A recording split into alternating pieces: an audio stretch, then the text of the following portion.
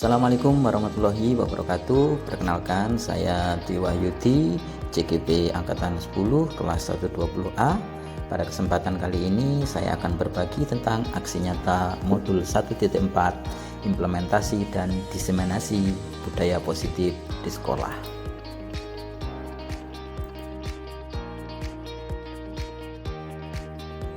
Latar belakang dari pengambilan aksi nyata ini adalah penerapan budaya positif di sekolah merupakan salah satu upaya meningkatkan kualitas pendidikan nasional. Penerapan budaya positif tidak bisa dilakukan tanpa dukungan dari semua pihak yang ada di sekolah. Dengan penerapan budaya positif ini, diharapkan dapat mewujudkan visi sekolah dan membentuk karakter murid dalam mengimplementasikan nilai-nilai profil pelajar Pancasila. Adapun tujuannya adalah menumbuhkan budaya positif dengan keyakinan kelas, menjadi kesepakatan kelas, mengembangkan nilai-nilai profil pelajar Pancasila pada diri murid dalam kegiatan pembelajaran sehingga menumbuhkan motivasi intrinsik, melakukan kegiatan pembiasaan setiap hari di sekolah pada murid untuk mengimplementasikan nilai-nilai profil pelajar Pancasila. Tolak ukur dari kegiatan ini, murid mampu membuat kesepakatan kelas untuk dipasang pada dinding kelas dan ditaati. Murid dapat menerapkan nilai-nilai profil pelajar Pancasila secara sadar dan berkesinambungan dalam proses belajar. Murid terlibat aktif dalam kegiatan sekolah dengan secara sadar mengamalkan nilai-nilai profil pelajar Pancasila sehingga tercipta pembelajaran yang menyenangkan dan berpihak pada murid. Sedangkan untuk dukungan yang kami butuhkan adalah dukungan dari seluruh warga sekolah serta partisipasi aktif orang tua di rumah dalam membiasakan budaya positif. Selain itu, dukungan stakeholder atau semua warga sekolah merupakan teladan bagi murid dalam menanamkan budaya positif di sekolah. Adapun lini masa tindakan yang akan dilakukan diantaranya, yang pertama, diseminasi kepada seluruh warga sekolah terkait pentingnya disiplin positif. Yang kedua, menjelaskan tentang pengertian dan pentingnya budaya positif. Kemudian yang ketiga, memfasilitasi murid untuk membuat keyakinan kelas. Keyakinan kelas yang telah disepakati selanjutnya ditandatangani seluruh warga kelas dan dipasang di dinding kelas. Kemudian yang keempat, sosialisasi kepada seluruh murid baru tentang penumbuhan karakter melalui budaya positif di sekolah. Kemudian yang kelima, menumbuhkan dan membiasakan nilai-nilai profil pelajar Pancasila pada kegiatan sekolah. Dan yang terakhir, mendokumentasikan setiap kegiatan sekolah yang menumbuhkan dan mencerminkan nilai-nilai profil pelajar Pancasila.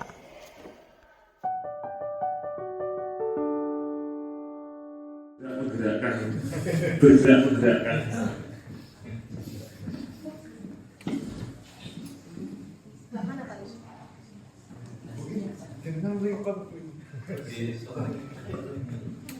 Pak Ali minta tolong sebentar kamera yang sana. Belum punya. Baik Bapak Ibu, sebentar dia nunggu kameranya nyala nanti. Bu Vicky bisa dicek kameranya itu nyala. Soalnya berubah gerak seperti itu, nyala ya sudah rekam.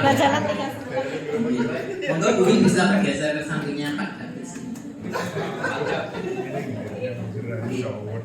Sudah. Baik Bapak Ibu, Assalamualaikum warahmatullahi wabarakatuh. Pada kesempatan hari ini, alhamdulillahirabbil alamin, puji syukur selalu kita limpahkan kehadirat Allah Subhanahu wa taala yang telah memberikan kita semua kesehatan, nikmat sampai jam 14.10 kalau nggak 14.15, walaupun bokong-bokong panas tapi masih siap di sini ya, walaupun agak terpaksa ya. Tapi harapannya nggak terpaksa aja, karena kalau jenengan duduk seharian di sini kan ya lama gitu. Apalagi tadi sudah ada lele gitu. Jadi kan energinya kan yang masih ada gitu. Nah, alhamdulillah, kemudian kedua kalinya semoga salam tetap tercurahkan pada junjungan kita yaitu Nabi besar Nabi Muhammad SAW. Alhamdulillah kita semua diberikan hidayah sehingga masih memeluk agama yaitu agama Islam. Kan Islam semua gitu, ada yang kejawen di sini gitu. Ya takutnya ada yang kejawen atau gimana gitu. Gini Bapak Ibu, kami di sini mumpung ada momen karena sebenarnya pemimbasan itu kemarin ada syarat minimal 10 gitu. Itu syarat minimal. Tapi itu berlaku untuk sekolah-sekolah yang kecil karena gurunya cuma 11. Nah di kita kan gurunya banyak, sehingga kalau ngambil 10 kan sawangannya moso SMK kok ibu 10 sing diimbas itu. Sehingga mumpung ada momen rapat, kami ingin menyampaikan hal apa yang kami dapatkan kemarin di modul 1.4. Bu Intan bisa duduk dulu nggak apa-apa kok ya? Ya, kok jangan ngadeg, aku sih ngomong suwi kan mesaknya gitu ya. Nah, pada kesempatan ini kami ingin menyampaikan, ini sebenarnya pas sekali Bapak Ibu. Jadi sebenarnya syaratnya kemarin harus 1 jam. Nah, tapi jenengan mendengarkan 1 jam kan ya aku mesti rada piye gitu ya. Nah, maka kali ini kita coba patah saja, ya minimal nanti 45 menit lah, nggak 1 jam gitu. Nah, tapi nanti nggak lama karena sebagian kita nonton video ya. Jadi ini berkaitan dengan diseminasi pemahaman dan penerapan budaya positif. Ini kalau diterapkan betul di sekolah kita luar biasa. Teorinya loh ya. Tapi nanti coba kita lihat prakteknya seperti apa. Apakah kita sudah bisa menerapkan di budaya positif? Karena memang harapannya sekolah itu ya harus punya budaya yang positif. Monggo next Bu Intan. Nah, ini kita pakai PPT gambar dengan Bu Sri mengawas yang ini ya. Di sini kalau nggak salah ini ya. Mari belajar bersama, saling mendukung demi mewujudkan disiplin positif di sekolah. Itu jargonnya. Jadi disiplin itu tidak akan terwujud kalau jalan sendiri-sendiri. Nggak bisa Bapak Ibu. Mumpung ini akhir tahun ajaran baru, semoga nanti tahun ajaran baru itu kita semua minimal lah disiplin itu harus diawali dari diri sendiri dan saling mengingatkan seperti itu. Next, Bu Intan. Nah ini jadi ini agak teori gitu ya biar saya kelihatan kayak materi betulan gitu ya. Nah ini ada foto di situ berkacamata tapi itu bukan Pak Galuh ya, kalau jenengan lihat baik-baik beda sekali ya. Itu kacamatanya pakai ini merupakan salah satu Bapak Pendidikan Nasional ya. Kalau Pak Galuh kan bapaknya anak-anak saja gitu ya. Nah di dalam filosofi pemikiran Ki Hajar Dewantara mengenai pendidikan yang berhamba pada anak, dimaknai pendidikan yang berpusat pada siswa dengan tujuan menuntut tumbuh kembang siswa sesuai kodrat untuk mencapai kebahagiaan dan keselamatan yang setinggi-tingginya. Mungkin bahasanya terlalu terlalu Indonesia banget gitu ya. Intinya di poin ini adalah kita sebagai guru itu harus mampu memberikan pendidikan sing piye to karepe arek. Gitu loh. Pak, lek arek senengane bolos ya wis jarang bolos. Sampai seperti itu. Pak, lek arek senengane teko telat ya wis jarang telat. Pak, lek arek senengane enggak garap tugas ya wis jarang enggak garap tugas. Bukan seperti itu. Definisi berpusat pada siswa itu punya tujuan. Kalau dia bolos tujuannya apa kan enggak ada tujuan. Sehingga dalam poin ini tujuannya adalah mencapai kebahagiaan dan keselamatan. Ben selamat. Nah, keselamatannya seperti apa ya? Salah satunya nanti dalam hal ketika dia lulus, ada yang nanti melalui ke perguruan tinggi, ada yang kerja, ada yang menikah juga, itu kan salah satunya juga itu ya. Next, lanjut. Nah ini pendidikan itu menuntun dan pendidik harus mengembangkan minat dan bakat anak sesuai kodrat anak. Ya teorinya seperti ini Bapak Ibu. Prakteknya dengan kondisi anak kita, apakah bisa itu diterapkan? Jadi pendidikan itu memang kita dituntut menyesuaikan dengan kodrat. Salah satunya apa? Kodrat itu apa sih? Eranya Bapak Ibu. Kalau di eranya Bu Anis mungkin dulu lek mulang maju neng ngarep gak iso ceplas gitu. Eranya. Ayo apalan A B C D, itu adalah era-era seperti itu. Sekarang adalah era yang disebut dengan era milenial. Apa eranya HP? Zaman dulu saya ingat kalau neng kelas dolanan HP serampang di semeni mesti.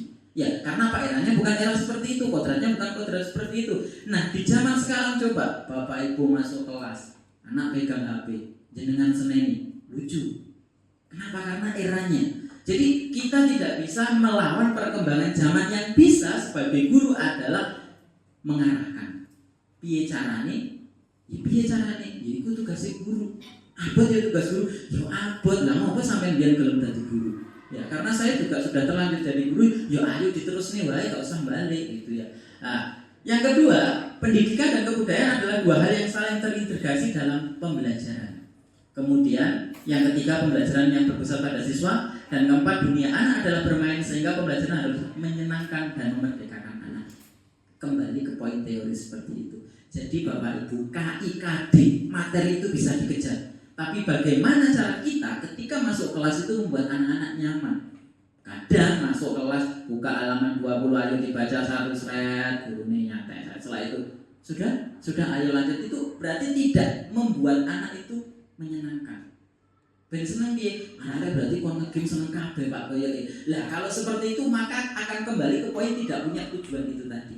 Sehingga posisi guru di sini harus menyenangkan plus iki lho sing harus menyenangkan kok plus. Ya salahnya belum tadi guru ya, kembali ke poin seperti itu. Nah, kemudian kelima, pendidikan yang menerapkan sistem berpihak pada anak atau berhamba pada anak sehingga tugas guru dilaksanakan dengan tulus, ikhlas dan penuh cinta. Iki karena saya kebetulan nggak melang TSM iso berteori penuh cinta. Saya nggak bisa membayangkan sih dan melang TSM wes jam siji pelajarannya matematika arek koyo ngono kuwi turu kabeh kok penuh dengan cinta kita ada Intan lebih cocok ini kayaknya. Nah, next lanjut. Kelas yang mencerminkan pemikiran Ki Hajar Dewantara. Jadi kelas kita nanti bisa kita lihat kira-kira sudah seperti itu apa enggak. Yang pertama, melaksanakan pembelajaran yang bermakna dan menyenangkan juga sesuai kebutuhan murid. Belum kayaknya ya. Karena saya sendiri juga belum kayaknya. Jadi kebutuhan murid itu harus sesuai. Yang kedua, memberikan tuntunan dan arahan kepada peserta itu sesuai kodratnya. Ini sebagian kayaknya sudah. Jadi ketika anak-anak sudah eranya sekarang pakai HP, pakai ini kita bisa mengarahkan. Delokanmu apa tunggu ya jajal delok sing positif, walaupun itu teorinya hanya terjadi ketika ada gurunya. Banyaknya gurunya yang nge-game dong, TikTok dong, biasanya kan seperti itu. 3, menyadari setiap peserta didik unik memiliki karakter yang multikultural. Nah ini Bapak Ibu. Jadi anak kita memang nggak sama. Kebanyakan anak-anak yang bermasalah, mohon maaf, itu pasti ada tanda kutipnya. Maka tugas kita sebagai guru nggak boleh hanya menjas arah iki lho ndablek. Coba atau diurut. Ternyata kadang orang tuanya broken. Kebanyakan wes loh. Bahkan kalau ada yang curhat ke sini mesti permasalahannya adalah dari lingkungan keluarga dulu. Maka bayangkan wes ndek omah super, neng sekolahan super. Loh arek akhirnya ya lari ke hal yang lainnya. Itulah tugas kita biar bisa membuat anak itu enggak super. Piye caranya? Nanti Bu Intan yang jelaskan ya. Lebih cocok kayaknya kalau begitu. Yang keempat, menghindari pemberian hukuman. Nah ini poin 4 ini sempat menjadi pembahasan yang cukup panjang, nanti juga akan dijelaskan Bu Intan karena berkaitan dengan hukuman atau punishment. Bagaimana sih sebenarnya hukuman itu, boleh nggak kita memberikan hukuman kepada anak? Teruslah ada orang dihukum, gerdi, le sampai telat, ora apa-apa pinter ya sesuk-sesuk nek balen ngono. Kira-kira apa ya murid adil dikoloni ngono terus. Nah, itu jadi nanti ada. Next selanjutnya. Nah, ini contoh pembelajaran pada murid itu seperti ini contohnya. Next lanjut, ini cuma foto ya. Nah, ini konsep utama budaya positif itu ada 1, 2, 3, 4, 5, 6, 7. Ada 6. Yang pertama disiplin positif, kebutuhan dasar manusia, keyakinan kelas, motivasi perilaku manusia. Itu ada double ya. Segitiga restitusi. Nah, next. Nah, kita lihat video dulu Bapak Ibu biar gak ini ya.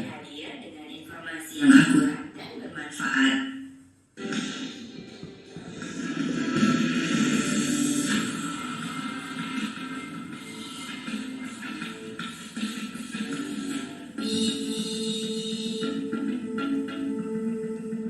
Beberapa video menakjubkan seperti ini mungkin pernah kalian lihat. Yap, mereka adalah anak-anak kecil di Jepang yang memikul ke arah pengendara.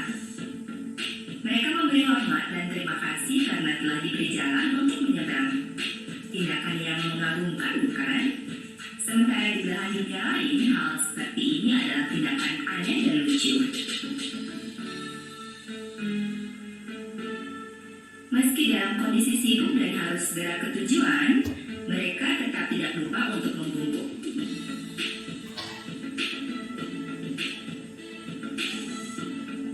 Tidak hanya itu, terhadap robot pun anak kecil di Jepang memberi hormat.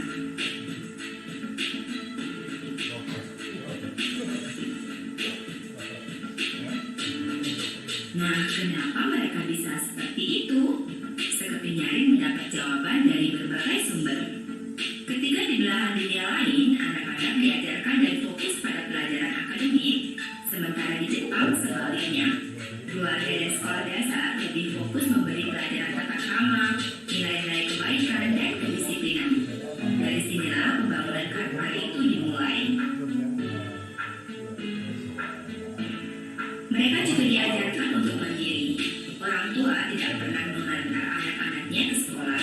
Berapapun umur mereka harus ke sekolah sendiri atau dengan teman-temannya. Anak-anak ini pergi ke sekolah dengan jalan kaki, naik sepeda, atau kendaraan umum seperti bus dan kereta. Mereka dilarang ke sekolah mengendarai mobil atau motor. Ini tentu saja melatih etos kerja keras dan sifat berhemat. Jam sekolah di Jepang dimulai pukul 8 pagi hingga 3 sore. Jika masuk sekolah lewat dari pukul 8, murid diminta berjanji untuk tidak memulainya kembali. Namun, janji tersebut akan berubah menjadi tindakan skorsing ketika mereka melakukan hal yang sama di kemudian hari. Skorsing ini berguna untuk memberi ganjaran supaya murid segan untuk mengulangi kesalahannya. Kita tidak akan menemukan murid yang pamer tas atau sepatu. Semuanya dapat barang yang sama, tas, sepatu, dan seragam disediakan oleh sekolah. Murid wajib mengenakannya tanpa harus membeli sendiri. Anak-anak ini tidak perlu keluar masuk kantin sekolah karena mereka mendapatkan makan siang yang telah disediakan. Kegiatan makan siang ini sangat menarik dan mengagumkan. Dari rumah, mereka wajib membawa tapak meja kecil untuk alas nampan, supir, sikat gigi dan gelasnya, serta sapu tangan untuk membersihkan mulut. Ketika jam makan siang tiba, ruangan kelas diubah menjadi ruang makan. Murid-murid ini dibagi ke dalam beberapa grup. Ada yang bertugas mengatur dan menyiapkan meja makan, sementara grup lain mengambil makanan ke dapur sekolah.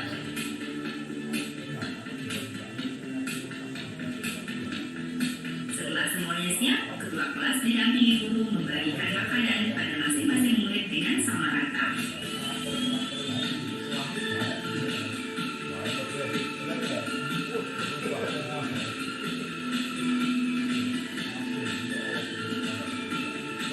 Selesai makan, mereka bersama-sama menggosok gigi di tempat duduk masing-masing dengan peralatan yang dibawa.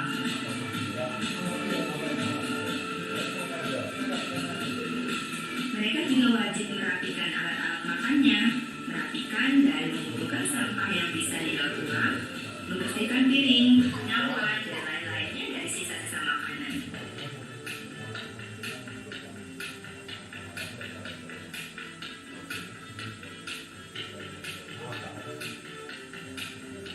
Sebelum akhirnya mereka membawanya ke tempat cuci piring.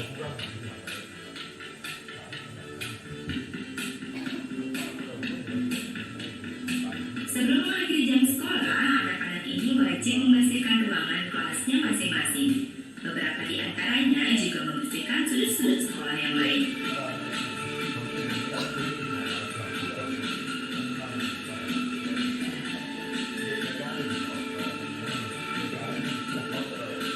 Sepulang sekolah, mereka masih punya waktu untuk membantu orang tua. Ini contohnya. Kita lihat anak kecil ini pergi berbelanja ke supermarket dan sekaligus membuang sampah daur ulang di sana. Sendirian.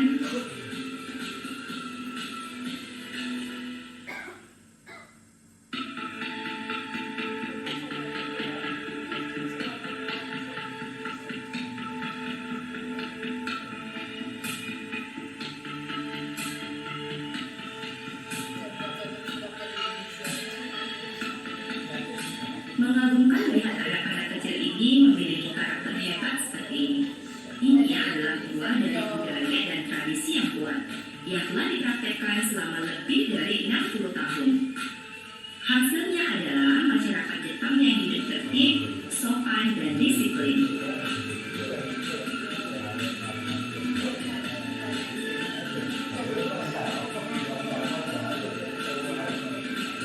Di setiap sudut wilayah Jepang, kita bertemu dengan orang-orang yang mengantre dengan tertib, berjalan pada tempatnya, dan menghargai orang lain.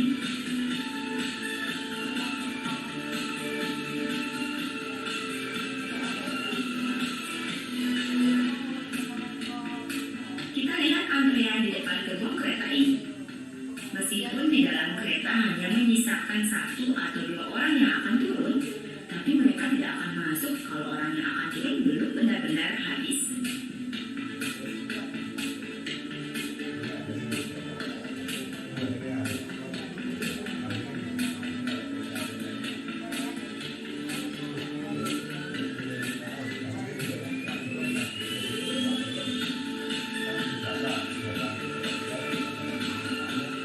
Di eskalator ini kita lihat penuh sesak, tapi tidak ada satupun yang menyelobot jalur.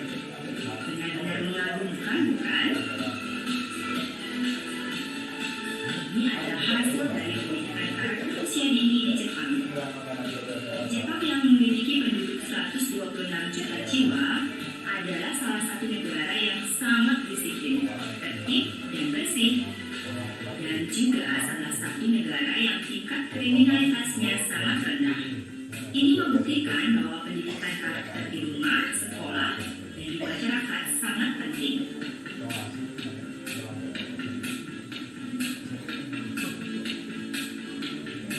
Jika kalian setuju dengan pendapat ini, silahkan share sebanyak-banyaknya.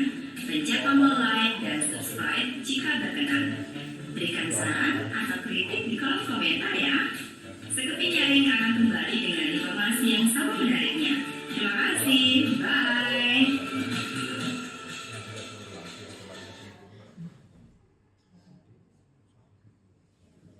Oke, baik Bapak Ibu, tadi ketika lihat itu kira-kira apa yang ada di benak Bapak Ibu ketika lihat murid Jepang tadi ya, begitu mulai dari kecil itu kan sudah terjadi pembiasaan yang positif. Jadi disiplin itu tercipta dari pembiasaan. Kulinone piye nanti akan menimbulkan suatu karakter lah. Karakter itulah nanti akan menjadi budaya. Di Jepang itu mulai dari TK ya. Lek di kita enek cah TK metu dhewe gondol PPN.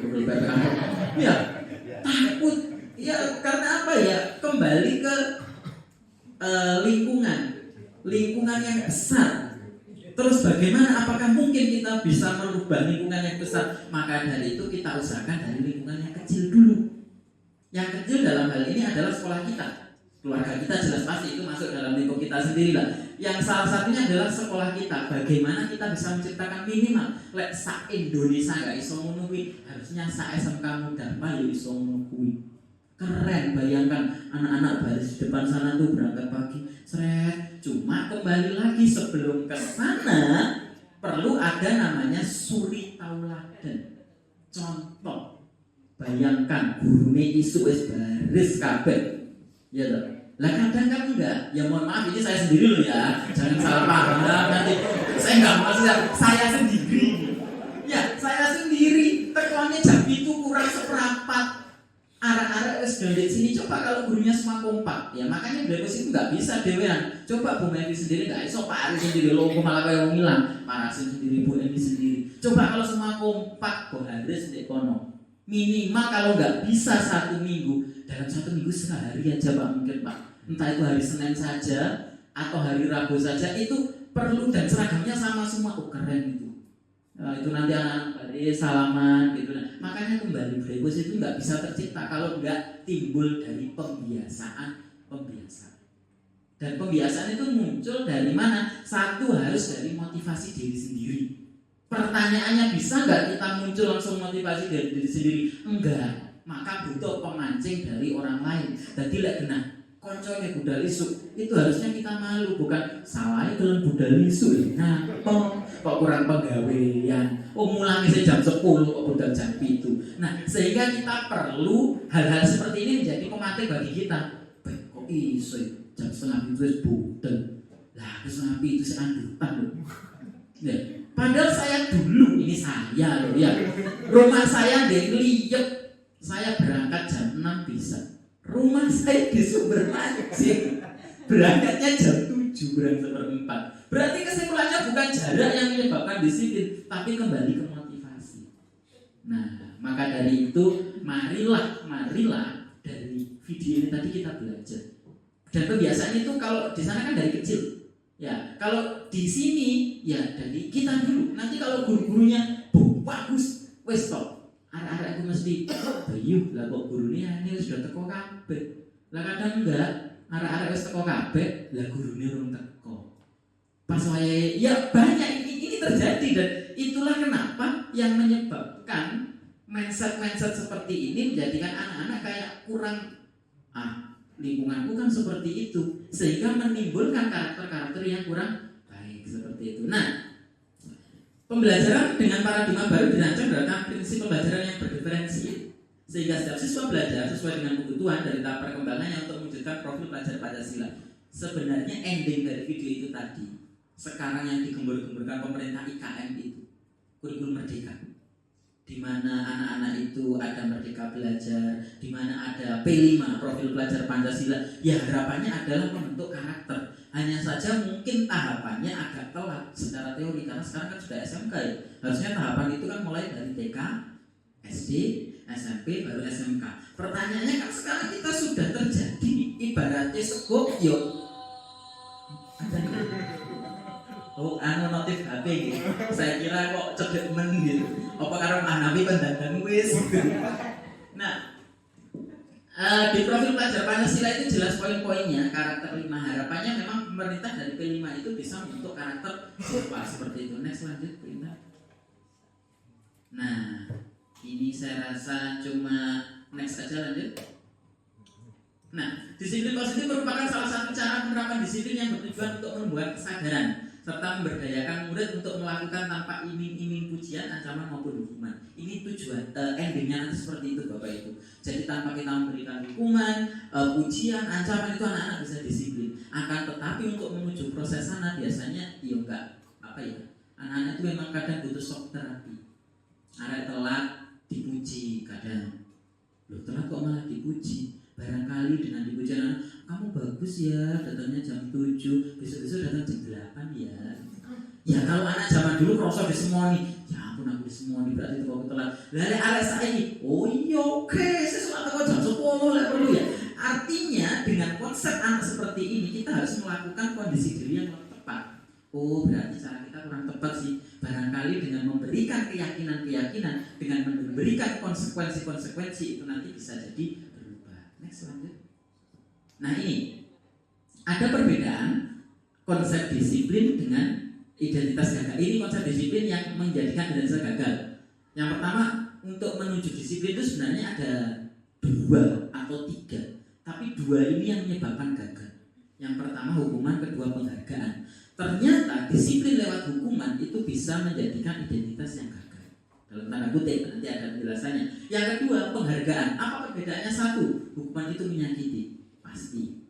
Ya, biar aku kelingan kalau SD gitu nggak hafal, bokongin, yes gitu. Baca itu kalau nggak banter dimarahi. Dan sampai sekarang saya teringat. Makanya saya dulu ketika baca untuk upapan banter muni kuliri, tok, pokok etok untuk. Nah, kalau zaman sekarang hal seperti itu sudah tidak diperbolehkan. Akan tetapi apakah itu nanti bisa membuat karakter anak jadi lebih baik? Nah, dengan hukuman itu anak bisa tidak nyaman. Murid merasa takut, memaksa murid menyembunyikan masalah, murid menjadi rendah diri. Fakta sih ini ya. Dan ini saya banget kayaknya ya, sering menghukum anak-anak itu, makanya saya sering menyakiti anak-anak mungkin ya poinnya. Yang kedua penghargaan. Ada juga selain hukuman itu penghargaan. Hukuman kan nggak efektif, saya tak ngasih penghargaan aja. Ternyata penghargaan itu juga ada efek negatifnya. 1, tidak efektif juga. Misalnya sing pinter kayak permen duit terus kanca-kancane iri. Kok kuwi? Dengan iri kan kadang kita berpikir aku tak pinter lah. Arek enggak piye carane ya ben kuwi dadi bodoh. Oh iya wis tak jake koncoan, tak jake HP-an kok siswi dadi bodoh. Nah, ini ternyata yang negatif. Kemudian ada mematikan kreativitas karena ketika dia mau lebih lagi sudah dikasih penghargaan ya sudah cukup. Menghukum dengan sistem ranking. Itulah kenapa di kurikulum merdeka tidak boleh ada ranking. Kalau dulu kan boleh 1, 2, 3, 4 karena kadang itu ketika rankingnya 20, 30 itu kan koyo peringkat 20 dari 19 siswa gitu kok ya nemen-nemen gitu ya kadang. Next lanjut. Nah, ini konsep disiplin dengan identitas sukses. Kalau yang sukses seperti apa? Yang seperti ini, penguatannya dengan konsekuensi. Konsekuensi itu nanti menyebabkan anak seperti apa? Ada penguatan jangka pendek, kemudian perlu monitoring berkelanjutan, ada stimulus respon, murid menghormati peraturan, terus kehilangan waktu untuk merenungi kesalahan. Jadi ketika disiplin diterapkan dengan model konsekuensi, kalau tadi kan ada hukuman, ada penghargaan, dan ini konsekuensi. Konsekuensi itu apa? Ya kita buat aturan-aturan. Sudah ada kesepakatannya. Lek sampean telat 10 menit sampean ini, lek sampean gak garap iki sampean ini. Sehingga itu sudah ada. Bukan kok telat langsung ayo push up 100 kali, ayo lari 200 kali. Nah, itu secara kurikulum merdeka itu menyakiti anak-anak. Next, lanjut. Nah ini motivasi perilaku manusia. Motivasi merupakan dorongan yang timbul pada diri seseorang, menghindari ketidaknyamanan dengan hukuman, mendapat imbalan atau penghargaan dari orang lain. Jadi ketika anak berubah itu tentunya harus ada motivasi. Pertama, kalau nggak ada motivasi intrinsik dari dalam, ya kita berikan dulu motivasi ekstrinsik. Salah satunya dari apa ini? Dari hukuman, dari penghargaan. Itu adalah ekstrinsik aja. Anak datang telat dihukum itu kan biar besoknya nggak telat sebenarnya tujuannya. Tapi kan belum ada kesadaran anak, aku tak teko ben sesuk, aku gak terlambat ben aku sesuk dapat poin ini, ben aku sesuk enggak, mesti anak-anak ben aku lihat orang dihukum ya. Jadi motivasi itu juga ada, tapi itu namanya motivasi ekstrinsik. Next, lanjut. Nah ini murid melakukan disiplin diri karena kesadaran akan nilai kebajikan dirinya, ini merupakan motivasi intrinsik. Ketika murid sudah berhasil dari kebiasaan-kebiasaan itu tadi, kemudian dia bisa melakukan disiplin karena kesadaran diri, itulah yang disebut dengan motivasi intrinsik. Next. Nah, ini salah satunya dengan keyakinan kelas. Kalau lebih besar lagi kita bisa menyebut dengan keyakinan sekolah. Jadi sekolah mungkin harus punya Pak keyakinan sekolah, dan ini berlaku bukan hanya untuk siswa, untuk guru. Misal guru ketika hari Senin wajib datang untuk upacara, misal. Kemudian guru pulang jam ini, guru wajib pakai seragam di hari Senin ini. Ini kemarin bahkan ada gini Bapak Ibu, ini harus pilih, tapi ternyata ada dari PP ke sini kan, karena mungkin kulino negeri tanya, loh Pak di sini Senin pakai seragam bebas? Enggak apa ya Pak, gitu lah.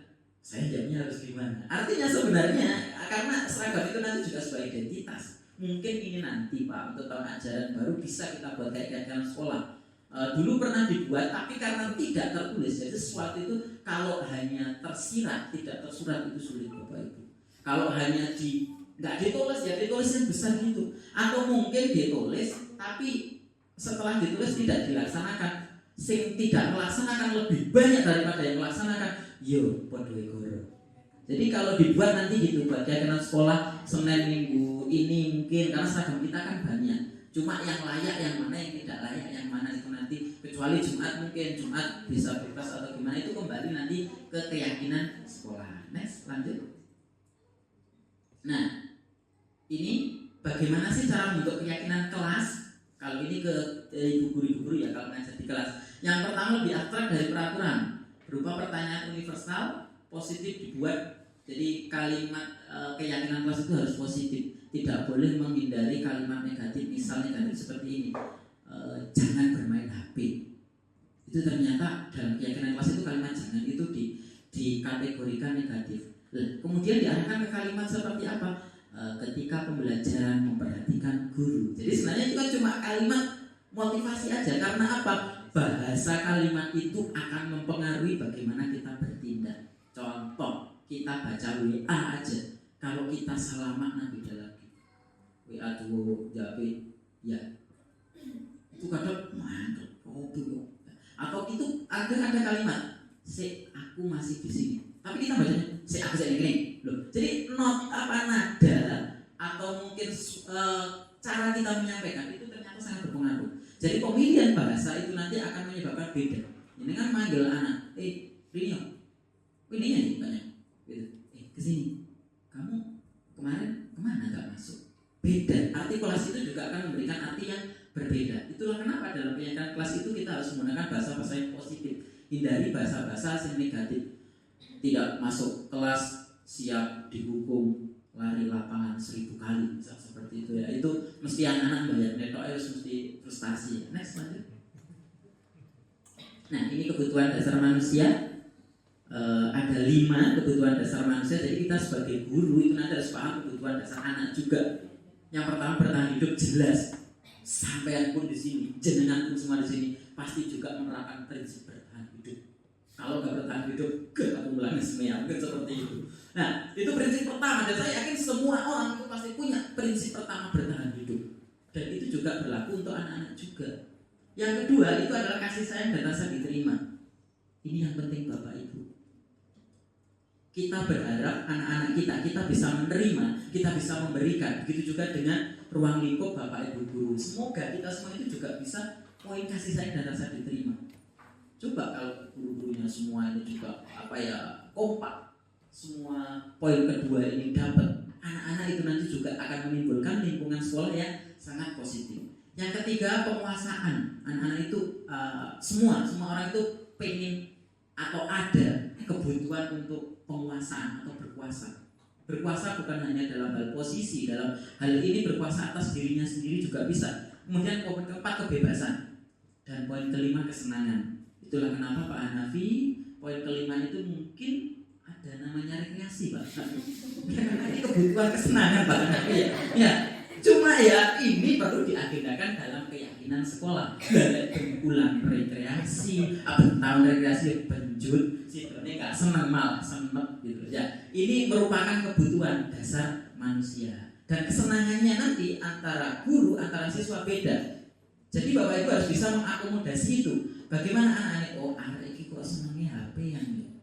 Bagaimana dia positif? Ayo sama ini konten nggak? Ayo coba buat konten kayak TikTok yang nyanyi sambung menyambung gitu kan, pernah lihat ya? Coba buat seperti itu, terus ada tulisannya SMK Modal. Itu menarik ketika itu viral loh. SMK mana? Artinya kita sebagai guru harus mengakomodasi anak-anak ini senangnya apa? Jadi anak-anak kok arek senangnya guru turu. Repot lagi dipilih ngarane. Ya wis le, karena semua itu berawal dari mimpi. Mimpilah yang tinggi wis guru terus sampai isu. Ya enggak seperti itu juga. Kalau guru kan apa? Semakin lama tidurmu, semakin banyak mimpimu, semakin tinggi cita-citamu, terwujud lah itu tulisannya. Ya, next, lanjut. Sudah Bapak Ibu dilanjut ke Intan karena sudah tunjuk kayaknya kalau dengarkan saya terus ya. Mau Pak Dwi ya, kapan Bu Intan sendiri dengan Ibu ini? Ya, silakan Bu Intan lanjut. Terima kasih. Terima kasih Pak Dwi. Mungkin sedikit saja nih Bapak Ibu, singkat saja karena tadi Pak Dwi juga sudah panjang kali lebar. Jadi begini, yang tadi yang sudah disampaikan Pak Dwi itu kan pada intinya sebenarnya cita-cita kita itu kan sebagai guru, kita itu ingin mewujudkan budaya yang positif di sekolah kita, tentunya melalui disiplin positif. Nah, kemudian tapi pada penerapannya ternyata ya memang di setiap sekolah pun pasti ada ya yang masih belum memiliki disiplin diri. Lalu dari sini muncul pertanyaan Bapak Ibu, apakah sebenarnya selama ini sikap kita di kelas, sikap kita dalam menghadapi siswa yang mungkin masih belum mencapai disiplin diri tadi sudah tepat atau belum? Apakah sikap kita ke siswa itu tadi justru memberikan dampak yang negatif, ataukah justru membuat anak semakin disiplin? Nah, di sini seorang psikolog yang bernama Dr. Gosen itu menyampaikan ada teori yang namanya 5 posisi kontrol restitusi. Nah, jadi seorang guru itu dalam mendisiplinkan muridnya itu ternyata memiliki 5 posisi kontrol menurut Dr. Gosen. Yang pertama itu guru itu ada yang posisinya sebagai penghukum, kemudian yang kedua pembuat rasa bersalah, ada yang memposisikan diri juga sebagai teman, kemudian pemantau, dan yang terakhir memposisikan diri sebagai seorang manajer. Nah, dari masing-masing posisi tadi, nah ini penjelasannya ya Bapak Ibu. Nah, jadi yang pertama, guru yang berada pada posisi penghukum. Nah, guru yang berada pada posisi penghukum itu yang seperti apa? Nah, ciri-cirinya yang pertama, guru itu bernada suara tinggi. Nah, kemudian bahasa tubuhnya seperti apa? dan jarinya menunjuk-nunjuk menghardik. Nah, misalkan gini, ada siswa datang terlambat, terus kemudian ketemu guru yang posisinya seorang penghukum. Kenapa kamu datang terlambat? Nah, melotot Bapak Ibu. Kenapa datang terlambat? Jam berapa ini? Nah, kan sudah tahu peraturannya jam berapa, kok masih terlambat? Nah, kalau nadanya tinggi, terus kemudian matanya, mohon maaf ya, matanya melotot, menunjuk-nunjuk, itu posisinya menurut Dr. Rosen itu guru yang berada pada posisi kontrol seorang penghukum.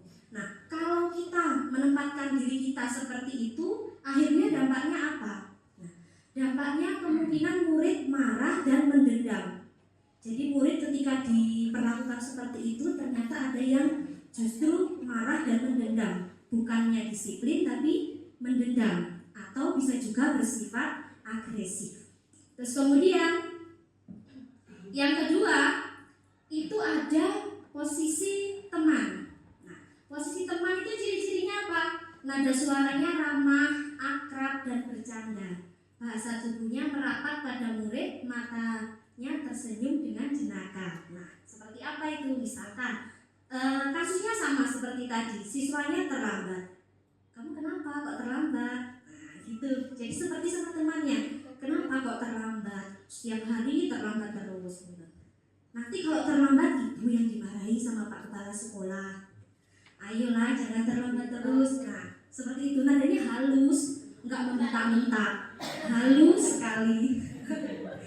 Nah, tapi ternyata ada dampak negatifnya juga kalau kita seperti itu. Dampaknya apa? Murid menjadi bergantung kepada guru.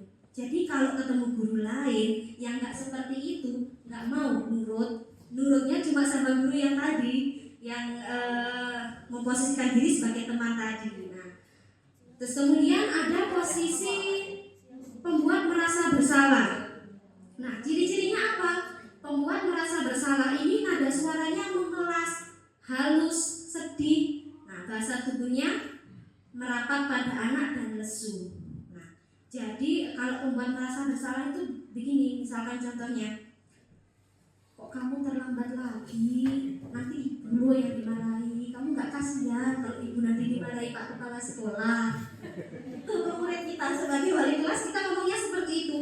Nah, itu namanya pembuat merasa bersalah. Dampaknya apa? Murid merasanya bersalah, merasa mengecewakan. Nah, terus kemudian dia juga merasa sebagai orang yang gagal. Kemudian posisi yang keempat itu posisi pemantau. Posisi pemantau itu ciri-cirinya nada suara datar, bahasa tubuhnya formal. Misalkan ini namanya, misalkan adik-adik, kamu sudah terlambat 3 kali ya. Sesuai konsekuensinya kamu terlambat 15 menit. Nanti kamu istirahatnya juga molor 15 menit. Bahasa tubuhnya nada suaranya datar, tanpa ekspresi. Enggak senyum juga enggak marah-marah. Itu pemantau.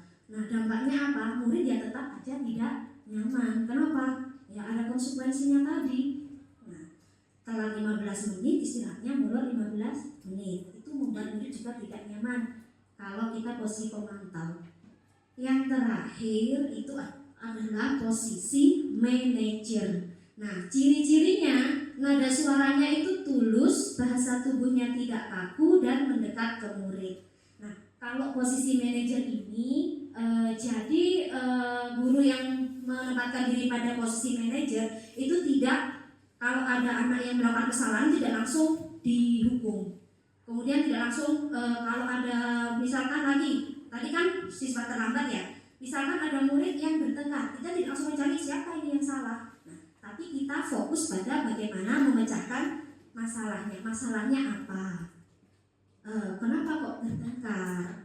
Alasannya apa? Kalau terlambat, ya kenapa kok terlambat? Alasannya apa? Jadi kita menggali murid itu melakukan kesalahan tadi itu alasannya apa, dan kemudian kita membimbing murid supaya dia bisa mencari jalan keluar dari masalah yang sedang dihadapi. Nah, dampaknya murid mampu mencari jalan keluar dari permasalahannya, seperti itu.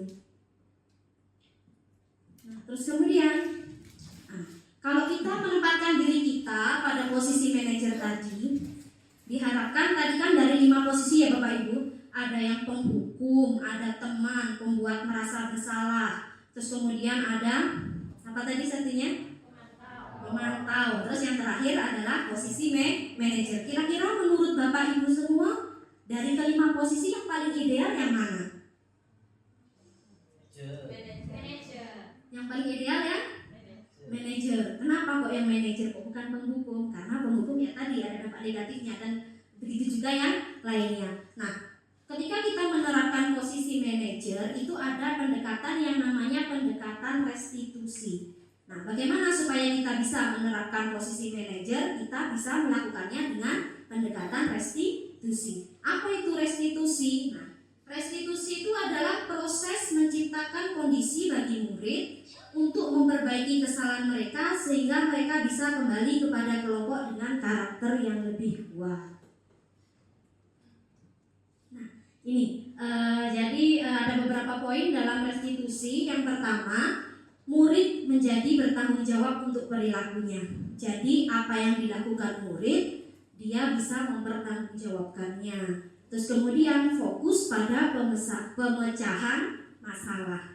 Jadi tidak fokus seperti tadi saya sampaikan, tidak fokus pada siapa yang salah, tapi fokus bagaimana memecahkan masalah. Nah, terus kemudian murid menghormati dirinya dan orang lain. Dan yang terakhir, teori kontrol, yaitu murid menjadi memahami kalau dia adalah yang dapat mengontrol dirinya sendiri. Nah, murid pun menjadi bersemangat dalam memperbaiki kesalahannya. Kemudian selanjutnya ada ciri-ciri restitusi. Nah, ciri-ciri restitusi itu yang pertama adalah bukan menebus kesalahan namun belajar dari kesalahan. Jadi tidak hanya sekedar menebus kesalahan. Ketika kita salah, kita menebusnya bagaimana? Kan biasanya seperti itu. Nah, tapi kita harus bisa belajar dari kesalahan supaya kita tidak mengulangi lagi kesalahan itu tadi. Terus kemudian bisa untuk memperbaiki hubungan. Kemudian ada restitusi itu adalah tawaran dan bukan paksaan. Nah, jadi ditawarkan, kira-kira untuk mengatasi masalah ini apa yang bisa kamu lakukan? Kok kamu terlambat, alasannya apa? Kan tadi gitu. Nah, terus apa yang bisa kamu lakukan supaya kamu tidak terlambat? Itu memberikan tawaran.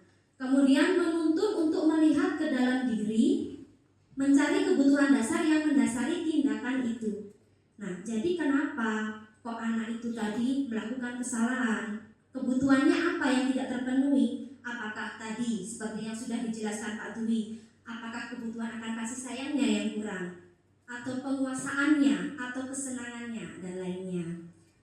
Terus kemudian restitusi itu fokus pada karakter dan bukan tindakan, kemudian menguatkan dan fokus pada solusi. Nah, kemudian di sini ada perbedaan antara hukuman ini nanti, kemudian yang selanjutnya apa Pak Tuli? Hukuman, konsekuensi, dan restitusi. Nah, jadi gini, kalau hukuman itu diberikan kepada anak itu tidak terencana. Misalkan kamu terlambat, kamu saya hukum push up, itu kan tidak terencana dan tidak disetujui bersama. Nah, tapi kalau konsekuensi itu sudah disetujui bersama dengan anak. Jadi sudah dibuat kesepakatan dulu. Nanti kalau terlambat, konsekuensinya kamu harus tinggal di kelas terlambat 15 menit, tinggal di kelas 15 menit. Itu kan sudah dibicarakan terlebih dahulu, sudah didiskusikan dengan anak, kemudian sudah disepakati. Nah, ketika itu yang kita berikan ke anak itu namanya konsekuensi. Tapi kalau kamu terlambat push up, kamu terlambat lari, itu namanya hukuman. Nah, jadi bisa membedakan ya Bapak Ibu ya. Nah, jadi kalau sudah disepakati dulu, kalau melakukan kesalahan ini, konsekuensinya ini. Melakukan ini, konsekuensinya ini. Nah, itu namanya konsekuensi. Tapi kalau nggak disepakati langsung, ya udah kamu lari, kamu membersihkan kamar mandi. Nah, itu namanya hukuman. Jadi bukan konsekuensi. Terus kemudian, nah, yang ketiga ada yang namanya restitusi. Restitusi itu guru menanyakan keyakinan kelas atau keyakinan dirinya dan membantu siswa menyelesaikan masalah. Nah, Kalau tadi langsung diberi hukuman, langsung diberi konsekuensi. Nah, kalau restitusi itu ditanyakan, kita kan sudah membuat keyakinan kelas. Nah, keyakinan apa yang kamu langgar kalau kamu terlambat? Nah, alasannya apa? Seperti tadi loh ya, seperti yang saya jelaskan tadi. Lanjut. Nah, dalam restitusi itu ada yang disebut dengan segitiga restitusi atau langkah-langkah restitusi. Nah, harapan kita tadi kan kita menerapkan diri kita, meletakkan diri kita pada posisi manajer, dan penggunaannya dalam posisi manajer itu kita menggunakan pendekatan restitusi ini tadi. Nah, tahapannya gimana kalau kita mau menerapkan itu? Nah, tahapan yang pertama adalah menstabilkan identitas. Nah, jadi kita harus menstabilkan identitas anak terlebih dahulu. Nah, bagaimana menstabilkan identitas? Kita ubah identitas anak dari orang yang merasa gagal karena sudah melakukan kesalahan menjadi identitas orang yang sukses. Nah, jadi ketika anak melakukan kesalahan jangan terus dibuat down gitu ya. Nah, tapi kita ubah dia menjadi orang yang dengan identitas sukses. Setiap orang pernah melakukan kesalahan, tapi yang terpenting bukan mencari siapa yang salah, tapi bagaimana menyelesaikan masalah, seperti itu. Terus kemudian validasi tindakan. Nah, kalau anak sudah tidak merasa gagal, kita validasi tindakannya. Nah, validasi tindakan ini menyatakan semua perilaku itu pasti memiliki alasan. Kenapa kamu melakukan kesalahan itu? Alasannya apa? Itu tahap selanjutnya. Setelah dia tidak merasa gagal, kita minta dia mengutarakan alasan melakukan kesalahan. Dan yang terakhir adalah menanyakan keyakinan. Jadi kita hubungkan yang dilakukan tadi dengan nilai-nilai yang diyakini anak sudah sesuai atau tidak dengan nilai-nilai kebajikan yang kita yakini. Kalau kamu melakukan kesalahan itu, apakah kamu tidak melanggar nilai kebajikan kita? Nah, itu pada tahap menanyakan keyakinan. Mungkin itu saja Bapak Ibu dari saya. Mungkin sedikit saja saya ulangi lagi bahwasanya tujuan kita itu adalah menciptakan suatu budaya yang positif di sekolah dengan menerapkan disiplin positif dengan menempatkan diri kita sebagai posisi manajer. Nah, bagaimana caranya? Dengan cara-cara restitusi, begitu ya. Mungkin dari Bapak Ibu ada yang ingin memberikan tanggapan atau ada yang ingin ditanyakan, mulai dari penjabaran Pak Dwi tadi.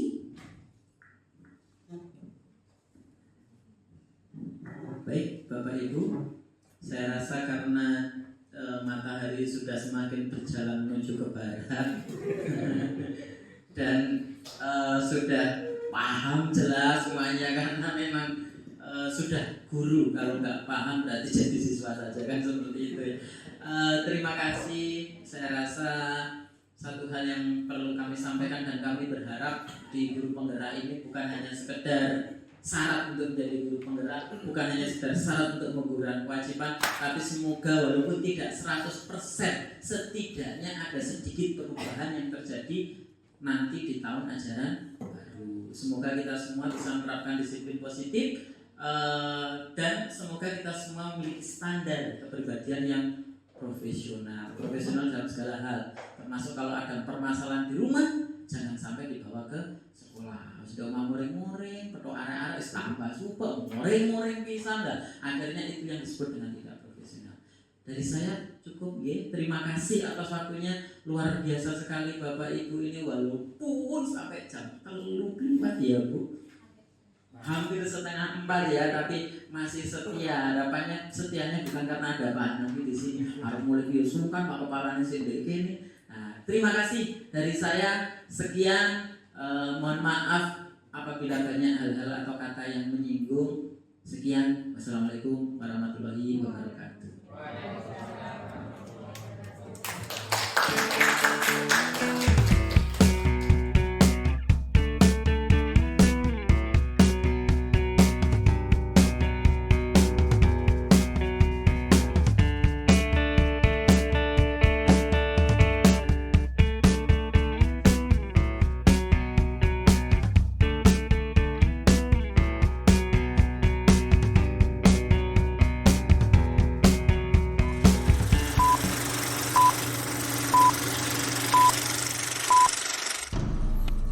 Assalamualaikum warahmatullahi wabarakatuh. Perkenalkan saya Dwi Wahyudi, CGP Angkatan 10. Pada kesempatan kali ini saya akan membahas tentang demonstrasi kontekstual modul 1.4 penerapan segitiga restitusi.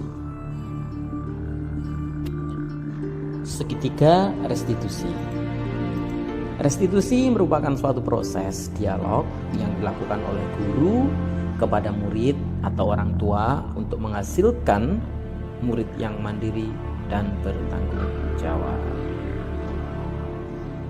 Adapun dalam tahapannya untuk segitiga restitusi itu ada 3 hal.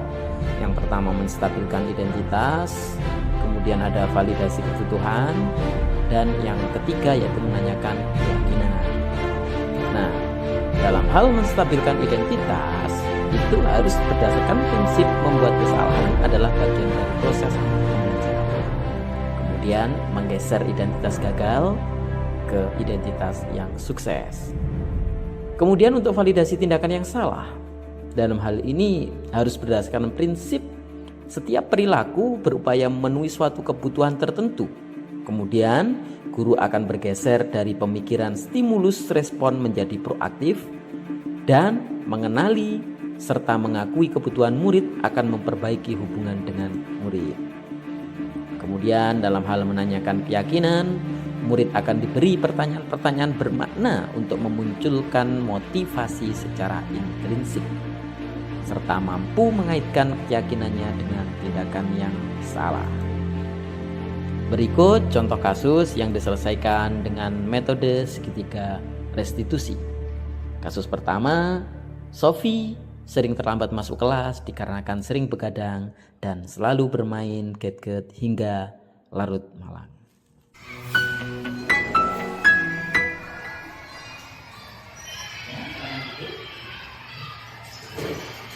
Jadi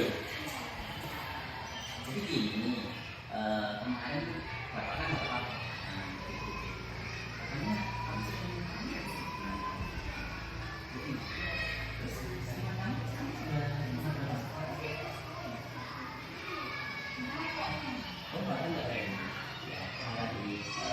Wajar sih kita melakukan kesalahan, wajar itu merupakan kesalahan. Nah, kira-kira kamu setuju nggak?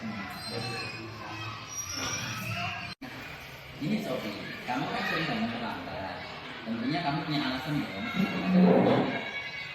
saya sering begadang di HP sampai larut malam, Pak. Jadi saya kurang tidur. Oh, sering begadang. Oke. Nah, ini Sofi, kamu tahu nggak kesepakatan kelas yang kita sepakat? Tahu ya. Nah, kalau datang terlambat itu sesuai nggak dengan kesepakatan kelas kita? Tidak ya? Oh tidak, iya. Nah, kira-kira nih menurut kamu keyakinan apa sih yang kita langgar? Disiplin. Disiplin ya. Nah, oke, menurut kamu disiplin itu penting nggak sih? Penting, Pak, karena bisa membuat saya datang tepat waktu dan menghargai waktu. Betul, menghargai waktu itu sangat penting ya. Karena kalau kita bisa menghargai waktu, kita juga bisa menghargai orang-orang sekitar kita. Nah, kira-kira menyesal nggak kamu datang terlambat? Menyesal, Pak. Maaf, saya sering begadang. Oke, bagus. Kamu udah bagus, Sofi. Kalau salah, bilang, kemudian minta maaf itu sudah sangat luar biasa. Nah, baik. Kira-kira karena kamu sudah tahu nih kesalahannya, kamu punya solusi nggak bagaimana untuk menyelesaikan masalah ini? Saya akan tidur lebih awal dan tidak begadang lagi, agar tidak terlambat datang ke sekolah. Berarti nggak begadang lagi ya, biar nggak terlambat ke sekolah ya. Oke. Baik, sekarang kamu bisa kembali ke kelas, terus jangan lupa jangan diulangi ya. Terima kasih, Pak. Assalamualaikum warahmatullahi wabarakatuh. Perkenalkan, nama saya Sofi Aulia Somianti dari kelas 11 MTK 1. Terima kasih Bapak Dwi Wahyudi. Saya senang diajak berdiskusi dengan Bapak untuk menemukan solusi dari masalah yang saya lakukan. Saya merasa senang karena Bapak tidak langsung menghakimi saya dan mau mendengarkan cerita saya untuk menemukan solusi. Dan saya berjanji tidak akan mengulangi kembali supaya tidak diulangi. Kasus 2, Rama merupakan siswa SMK Muhammadiyah 2 Paga tidak mengerjakan tugas karena keasikan ngegame. di kantin dengan teman-temannya. Assalamualaikum, permisi Bapak. Ya, waalaikumsalam. Silakan masuk.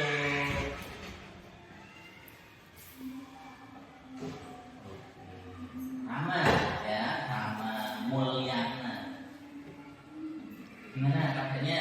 Alhamdulillah baik, Bapak. Oke. Untuk memastikan saja ya, kamu kemarin masuk nggak? Masuk Bapak.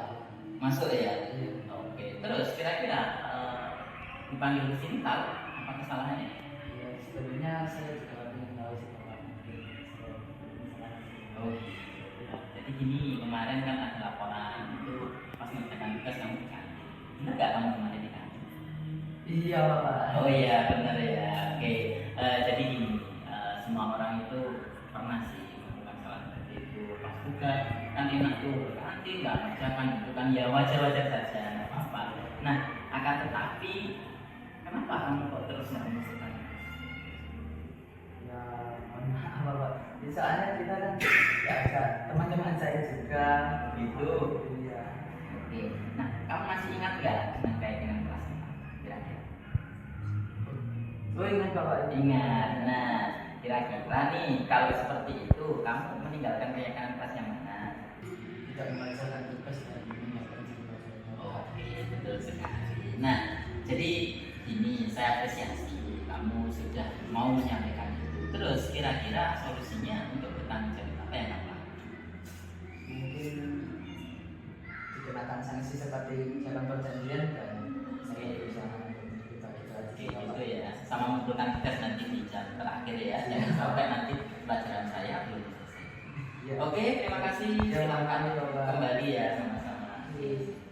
Assalamualaikum warahmatullahi wabarakatuh. Perkenalkan nama saya Rahman Mulia Pratama dari 11 MTK. Saya berdirinya saya di sini akan mengucapkan terima kasih banyak kepada Bapak Dwi Wahyudian selaku guru saya yang telah memberikan pengertian dan peringatan yang sangat baik untuk saya. Terima kasih Bapak Dwi Wahyudian telah memberi saran dan memberikan pengarahan bagi saya. Dan saya berjanji agar tidak mengulangi kesalahan saya itu kembali.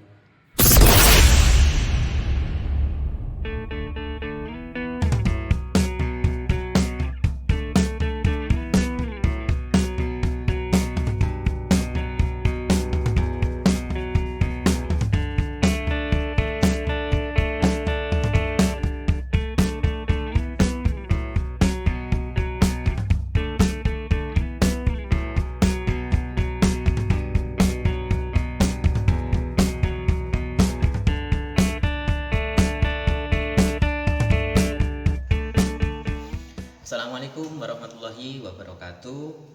Terima kasih rekan-rekan semua yang sudah mengisi angket, yang sudah menuliskan kekurangan dan juga poin-poin mana yang harus saya perbaiki. Terima kasih juga Bapak Kepala Sekolah yang selalu memberikan dukungan kepada saya untuk melaksanakan program guru penggerak ini. Pada poin 1.4 ini modul budaya positif melalui angket yang sudah diisi oleh Bapak Kepala Sekolah, rekan sejawat maupun siswa-siswa sekalian, saya merasa memang perlu sekali untuk melakukan refleksi agar pembelajaran dan juga praktek baik di modul-modul selanjutnya itu bisa lebih baik lagi. Kemudian terima kasih juga rekan-rekan yang sudah mengingatkan untuk selalu melakukan refleksi diri dan juga melakukan hal secara konsisten, tidak hanya di momen-momen tertentu saja, dan juga kepada siswa-siswa yang sudah memberikan masukan bahwa ternyata senang dengan melakukan hal-hal yang berkaitan seperti pembuatan keyakinan kelas ataupun segitiga restitusi, itu bisa memberikan mereka ide lebih lagi, bukan hanya sekedar langsung tapi ada proses di sana sehingga anak-anak merasa terlibat langsung dan juga merasa memiliki sehingga kelas itu bisa menjadi lebih hidup. Kemudian rekan sejawat yang selalu memberikan saya masukan, yang selalu memberikan saya motivasi jika ada kekurangan-kekurangan, terima kasih. Saya merasa dari masukan teman-teman semoga itu bisa merubah untuk kedepannya menjadi lebih baik lagi. Sekian. Assalamualaikum warahmatullahi wabarakatuh.